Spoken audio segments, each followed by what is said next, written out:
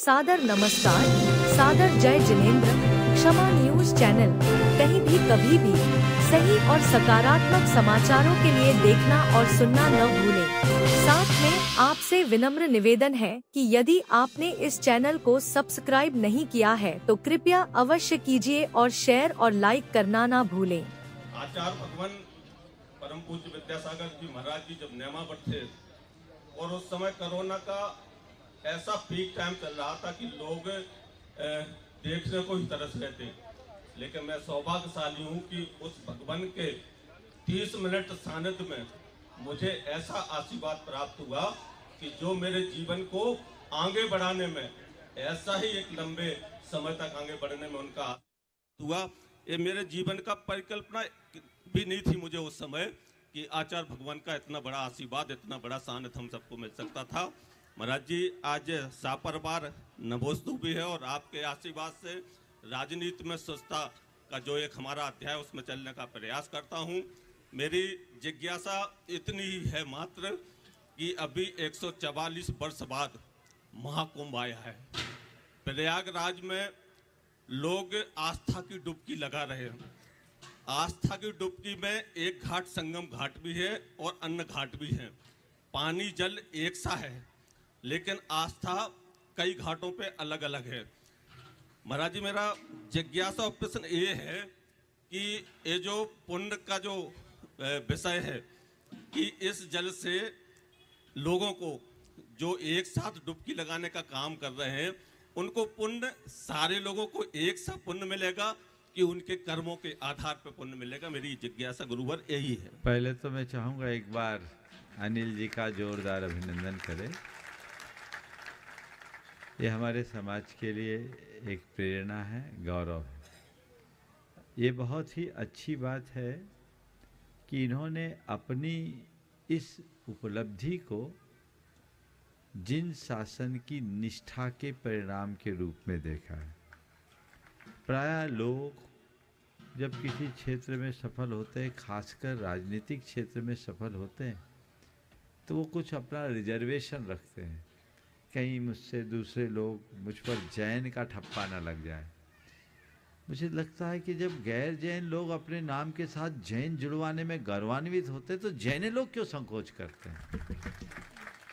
अभी गिरीश जी शर्मा है, मुझे लोगों ने बोला इनको जैन गिरीश शर्मा बोला जाए महाराज। हाँ, बहुत सारे लोग हैं आते, वो जो गैर जैन हैं वो राजनीतिक क्षेत्र में, आपके आलोक शर्मा भी हमेशा, मैं तो उसको जैन आलोक शर्मा ही बोलता हूँ, तो वो जैन घर में जन्म नहीं लिया लेकिन कर्म से जैन बनने का भाव रखता है। शिवराज सिंह जी चौहान ने बोला महाराज मैं मन वचन कर्म से जैन हूँ, उनको इस चीज़ का प्राउड है।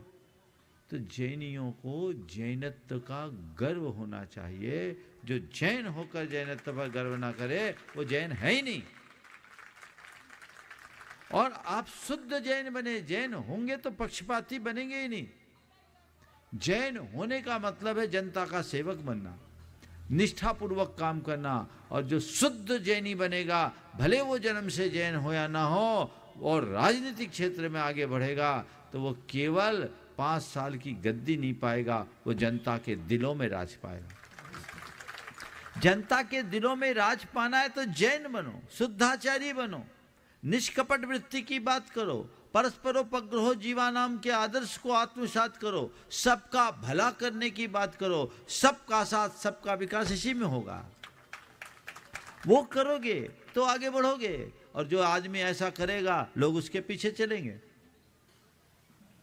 तो उसके लिए आपने जो ये काम किया है बहुत उत्तम काम, और मैं चाहूँगा अनिल भाई से लोग प्रेरणा ले।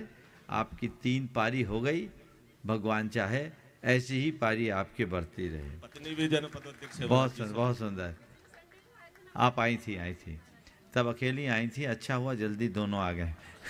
अब आपका सवाल है कि कुंड विशेष में स्नान करने का ही पुण्य मिलता है क्या? देखिए, ये अपनी अपनी आस्थाएं। जैन परंपरा के अनुसार गंगा में स्नान करने की बात नहीं है, ज्ञान के गंगा में डुबकी लगाने की बात। हमने तो रवीन्द्र जैन का वो गीत सुना है, राम तेरी गंगा मैली हो गई, पापियों के पाप धोते धोते। मुझे नहीं मालूम लोग गंगा में नहाते तो उनका कितना पाप कटता है, पर इतना अनुभव है जो ज्ञान की गंगा में डूबते उनका पाप छूटता है।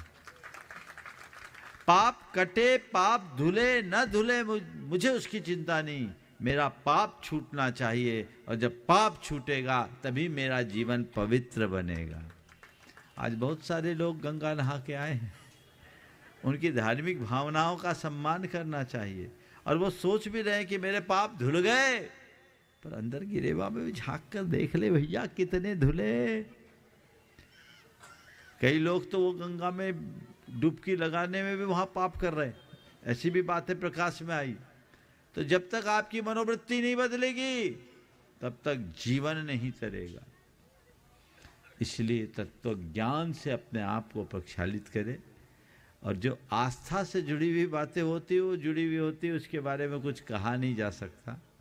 इसलिए जिनकी जो भावनाएं हो उन भावनाओं के अनुरूप अपना काम करे, अपनी आस्था के अनुरूप काम करे, लेकिन इस बात को सदैव ध्यान में रखे कि जब तक मेरा अंतस्करण पवित्र नहीं होगा तब तक मेरा उद्धार नहीं होगा।